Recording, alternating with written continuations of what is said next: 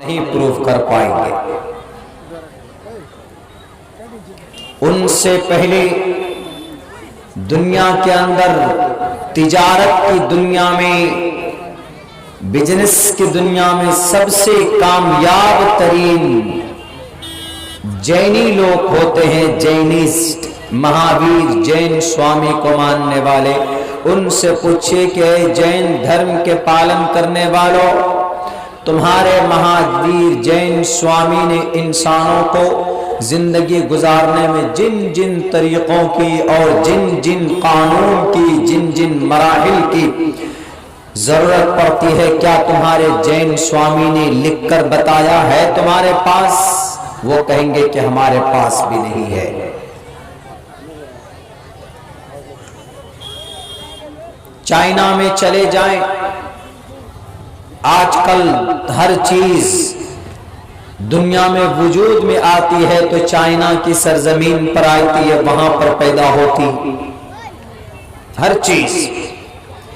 China والوں سے پوچھے، وہاں کے پرائم منسٹر سے پوچھے، وہاں کے جو ادھیکش اور جو پریزیڈنٹ ہیں ان سے پوچھے کہ چائنا کے بادشاہ، کیا آپ کے پاس انسانوں کو اپنی لائف میں جن جن قانون کی ضرورت پڑتی ہے کیا آپ کے پاس ہے؟ چائنا میں رہنے والے کسی خدا کو نہیں مانتے ہیں، کسی نبی کو نہیں مانتے ہیں، کسی رسول کو نہیں مانتے، کسی اوتار کو نہیں مانتے، کسی منشیہ کو نہیں مانتے، کسی گرو کو نہیں مانتے، کسی عالم کو نہیں مانتے، کسی اولیاء اللہ کو نہیں مانتے، کسی اللہ کے نیک بندے کو نہیں مانتے۔ وہ اگر کسی کو مانتا ہے اپنا خدا تو اپنی عقل کو مانتا ہے، جنہیں ہم لوگ کمیونزم بولتے ہیں۔ کمیونزم چائنا میں وہ لوگ بستے ہیں۔ ان سے پوچھو کہ کیا do you have any kind of system and قانون and constitution، ہے تمہارے پاس کوئی طریقہ؟ تو چائنا کے لوگ کہیں گے کہ ہم ایک ایک چیز بنا کر آپ کو پیش تو کر سکتے ہیں، لیکن انسان کو کیسے زندگی گزارنی چاہیے، طریقہ کیا ہونا چاہیے، سماج میں کیسے رہنا چاہیے، عبادت کیسے کرنی چاہیے، کس کی عبادت کرنی چاہیے، تو چائنا والے بھی اپنے دونوں ہاتھ کھڑے کر کے بولیں گے کہ we are not، ہم نہیں کر سکتے، نہیں بتا سکتے۔ کمیونزم مجوسی سے پوچھئے، شیعوں سے پوچھئے، اب ایک قوم رہ جاتی ہے، کون؟ ہم اور آپ رہ جاتے ہیں۔ دنیا کی دوسرے سب سے بڑی قوم مسلمانوں کی ہے۔ آپ مسلمانوں سے پوچھیں کہ مسلمانوں، انسان زندگی کیسے گزارے گا؟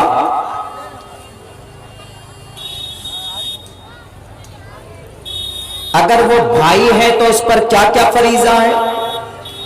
اگر وہ شوہر ہے تو کیا کیا فریضہ ہے؟ باپ ہے تو کیا کیا فریضہ ہے؟ بھائی ہے تو کیا کیا فریضہ ہے؟ سماج کا مکھیا ہے تو کیا کیا فریضہ ہے؟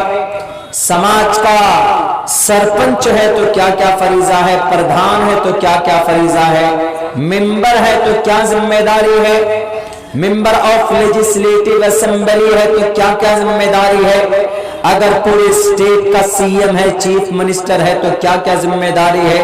اگر پورے ملک کا اگر بادشاہ ہے، پرائم منسٹر ہے تو کیا کیا ذمہ داری ہے؟ یا یونائٹڈ نیشن اقوام متحدہ کا چیئرمین ہے تو کیا کیا ذمہ داری؟ یا اگر پورے مانو جاتی کا، مانو ادھیکار کا، مانو کا چیئرمین ہے تو کیا کیا ذمہ داری ہے؟ دنیا کی تمام مذاہب سے پوچھ لیا جائے کہ بتاؤ do you have any kind of system، کیا تمہارے پاس کوئی سسٹم ہے؟ دنیا کے سارے مذہب کے لوگ، ایک ایک کا نام میں نے آپ کے سامنے لیا ہے، وہ سب ہاتھ کھڑے کر کے بولیں گے کہ sir we don't have any kind of system, ہمارے پاس کوئی سسٹم، کوئی قانون نہیں ہے۔ لیکن اگر کوئی دے سکتا ہے دنیا میں انسانوں کو زندگی گزارنے کا طریقہ اور ترتیب بتا سکتا ہے کوئی، تو وہ صرف ایک مذہب ہے، اس کا نام مذہب اسلام ہے۔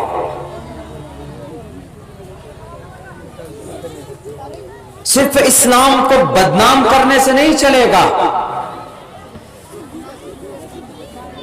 کہ اسلام برا مذہب ہے، اسلام میں شدت ہے، سختی ہے۔ صرف الزام لگانے سے نہیں چلے گا کہ اسلام میں عورت پر زبردستی کی جاتی ہے، پردہ کرو۔ اسلام میں زبردستی کا تیر ہے، تلوار ہے، تفنگ ہے، نماز ہے، اذان ہے، روزہ ہے، زکوٰۃ ہے۔ زبردستی کے اعتراضات الزام لگانے سے، ایلیگیشنز لگانے سے اور دوسرا کوئی مذہب اوپر نہیں ہو سکتا۔ الزام لگانے والوں پہلے یہ پروف کرو کہ تمہارے پاس انسانوں کو زندگی گزارنے میں جو طریقے، جن چیزوں کی ضرورت پیش آتی ہے، کیا تمہارے پاس ہے وہ چیز؟ اگر ہے تو پیش کرو اسلام کے سامنے، اگر نہیں ہے تو آنکھ بند کر کے اسلام کے سسٹم کو مانو، قرآن اور حدیث کو مانو۔ کیا ملے گا تم کو ماننے کی صورت میں؟ جب تم مانو گے تو انشاءاللہ definitely you will enter the paradise، جنت اللہ تمہیں عطا کرے گا۔ وَنَهَى النَّفْسَ عَنِ الْهَوَىٰ فَإِنَّ الْجَنَّةَ هِيَ الْمَأْوَىٰ، جو آدمی برائیوں سے رکے گا فَإِنَّ الْجَنَّةَ هِيَ الْمَأْوَىٰ، جنت اس کا ٹھکانہ ہوگی، جنت میں جائے گا۔ لوگ اعتراض کرتے ہیں اسلام پر، ڈونٹ وری، گھبرانے کی، فکر کرنے کی ضرورت نہیں، ابھی سے نہیں، اللہ کے نبی کے زمانے سے اعتراض ہو رہا ہے اسلام پر۔ مجھے اصل بات کرنی تھی ایک بہت ہی اہم ذمہ داری کے اوپر، ایک بہت ہی اہم عمل کے اوپر جس کو ہم لوگ توجہ نہیں دیتے۔ لَتُؤَدَّنَّ الْحُقُوقَ إِلَىٰ أَهْلِهَا، اگر کوئی کسی کی جائیداد پر قبضہ کرتا ہے تو کیا ہوگا؟ ہم نماز نہیں پڑھتے، مثال کے طور پر ایک مسلمان نماز نہیں پڑھتا ہے، ایک مسلمان زکوٰۃ نہیں دیتا ہے، ایک مسلمان روزہ نہیں رکھتا ہے، تو کیا ہوگا؟ مرنے کے بعد ہم نماز نہیں پڑھتے ہیں تو نماز اللہ کا آرڈر ہے، اللہ کا حق ہے۔ ہم نماز نہیں پڑھتے ہیں، زکوٰۃ نہیں دیتے ہیں تو مرنے کے بعد اللہ تبارک و تعالیٰ آپ کو سزا دے گا، جہنم میں ڈالے گا۔ لیکن چونکہ آپ مومن ہیں، آپ کے سینے میں ایمان ہے، اللہ کے نبی فرماتے من قال لا الہ الا اللہ دخل الجنہ، جو انسان لا الہ الا اللہ پڑھے گا، ایمان رکھے گا، آستھا رکھے گا، یقیناً وہ جنت میں جائے گا۔ دوسری حدیث میں من شہید اللہ الہ الا اللہ وان محمد الرسول اللہ حرم اللہ علیہ النار، جو انسان گواہی دے کہ اللہ ایک ہے اور دوسرے نمبر پر کہ محمد اللہ کے رسول ہیں، اللہ تبارک و تعالیٰ اس پر جہنم کی آگ کو حرام کر دیتا ہے۔ لیکن نماز تو پڑھی نہیں، زکوٰۃ تو ہم نے دیا نہیں ہے، روزے تو رکھے نہیں ہیں۔ نوجوان لوگ اس لیے روزہ نہیں رکھتے ہیں کہ اس کا سکس پیک گھٹ کر چھوٹا ہو جائے گا۔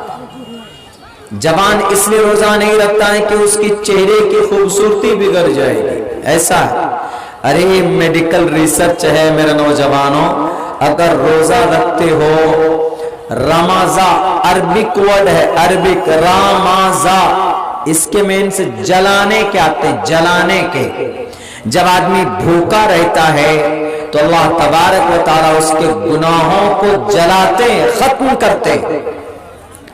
اور میڈیکل ریسرچ کے اعتبار سے آدمی جب بھوکا رہتا ہے، سب سے زیادہ بیماری آدمی کی کہاں سے شروع ہوتی ہے؟ پیٹ سے ہوتی شروع، پیٹ سے۔ پیٹ ٹھیک تو پوری باڈی سے، पेट में गड़बड़ी आपकी तो पूरी बॉडी के अंदर में प्रॉब्लम शुरू। क्यों?